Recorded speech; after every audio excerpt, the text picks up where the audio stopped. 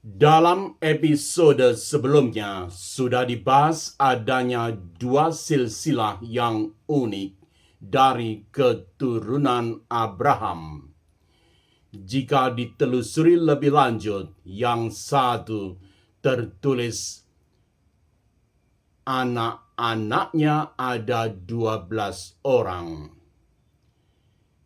Yang lainnya lagi tertulis 12 raja menurut puak mereka. Keduanya keturunan Abraham. Keduanya masing-masing 12. Namun yang satu disebut dengan orang dan yang lainnya ditulis raja. Mengapa ada perbedaan semacam ini? Bagaimana hal ini terjadi? Apakah sekedar kebetulan bahasa?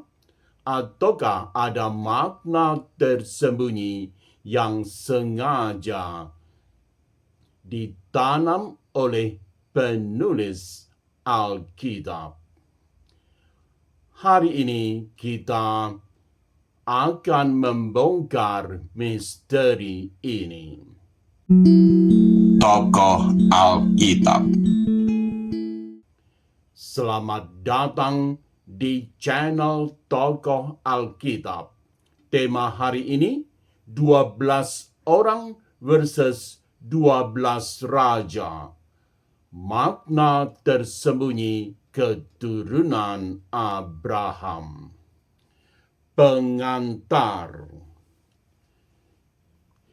Dalam kitab Kejadian tercatat dua silsilah penting dari Abraham. Pertama, keturunan Ismail, anak dari Hagar, hamba Sarah. Dalam kitab Kejadian bab 25 ayat 12 sampai 16 ditulis 12 nama, yakni Nebayot, Kebar, Abel, Misam, Misima, Duma, Masa, Hadad, Tema, Yedur, Nafis, dan Ketma. Ayat 16 menutup dengan kata-kata 12 raja menurut puak mereka.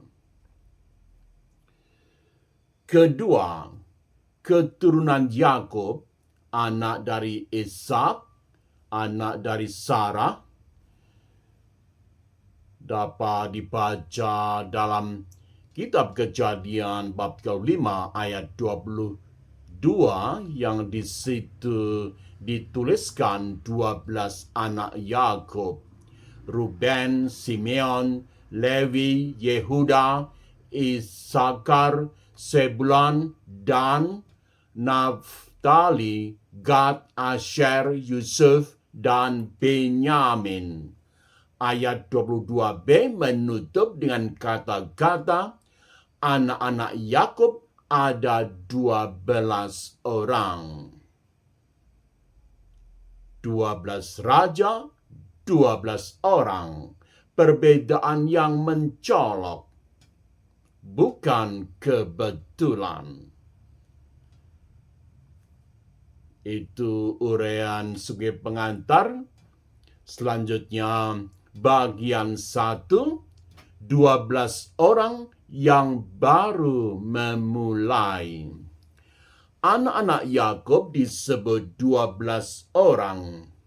Kata Ibrani yang dipakai sederhana hanya menunjukkan mereka sebagai anak laki-laki keturunan langsung.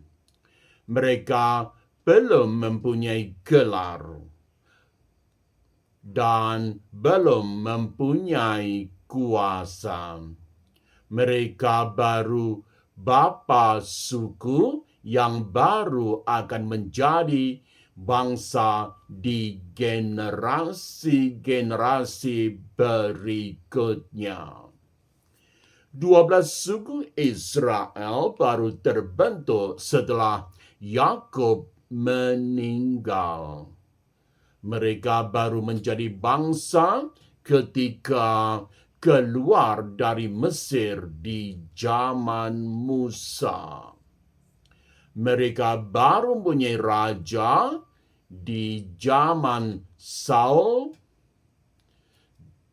Daud, dan Salomo ratusan tahun kemudian. Jadi 12 orang ini adalah fondasi. Mereka belum apa-apa. Mereka baru memulai.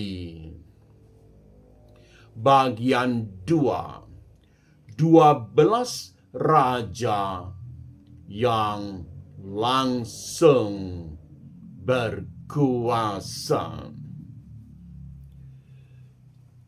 Sementara itu, anak-anak Ismail disebut 12 raja. Kata Ibrani yang dipakai adalah nasi, artinya pangeran, pemimpin, kepala suku. Mereka langsung mempunyai status sosial, langsung mempunyai otoritas, langsung berkuasa di generasinya sendiri. Ini penggenapan janji Tuhan kepada Hagar yang tertuang di dalam kitab Kejadian bab 21 ayat 18.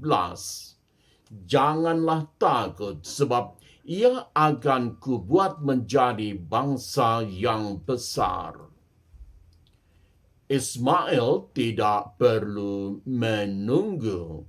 Keturunannya langsung menjadi pemimpin. Kekuasaan datang cepat.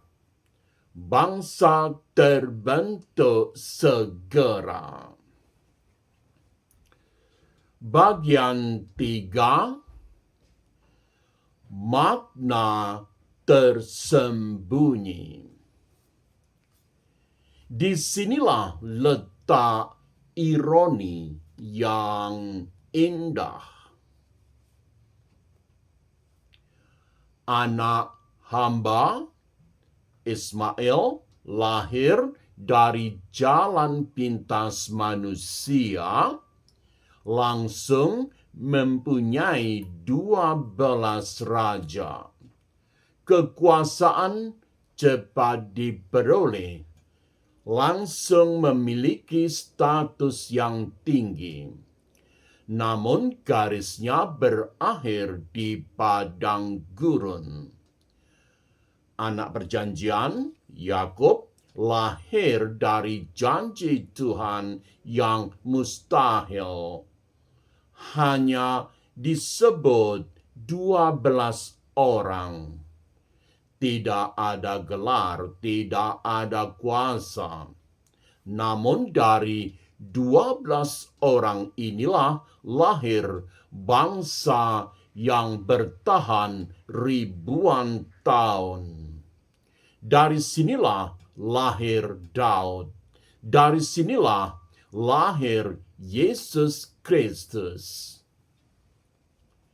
Pelajaran pertama, jalan pintas manusiawi menghasilkan kekuasaan cepat tetapi terbatas. Jalan Tuhan lambat tetapi menghasilkan sesuatu yang abadi. Pelajaran kedua, Tuhan tidak terburu-buru. Tuhan tidak perlu memberi gelar di awal. Tuhan lebih peduli pada fondasi daripada kemewahan. Pelajaran ketiga, yang tampak kecil di mata manusia bisa jadi besar di mata Tuhan. Yang tampak besar di mata manusia bisa jadi tidak berarti dalam rencana penebusan manusia oleh Tuhan. Penutup reflektif.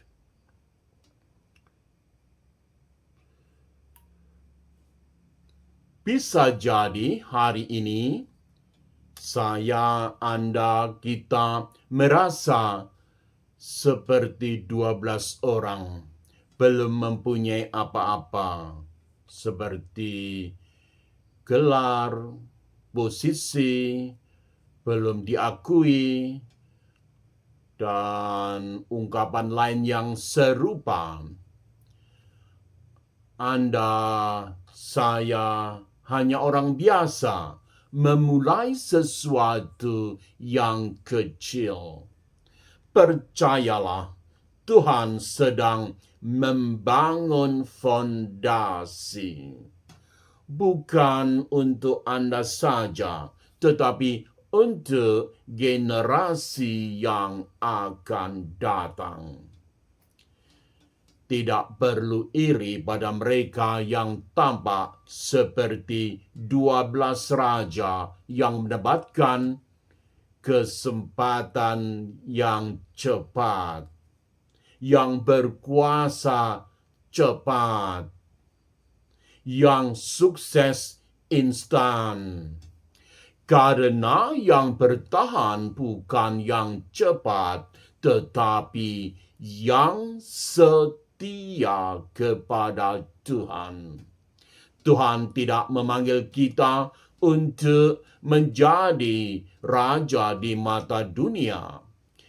Tuhan memanggil kita untuk menjadi fondasi di mata Tuhan. Jangan lupa tekan subscribe, nyalakan lonceng notifikasi, dan bagikan video ini kepada teman-teman yang misalnya merasa kecil dan kurang berarti, apalagi di masa-masa yang sulit ini. Di episode berikutnya, kita akan melanjutkan perjalanan.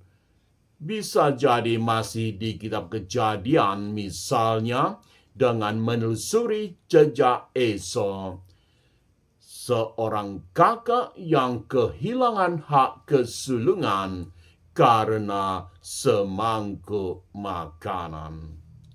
Sampai jumpa di jejak berikutnya. Tuhan memberkati Anda semua.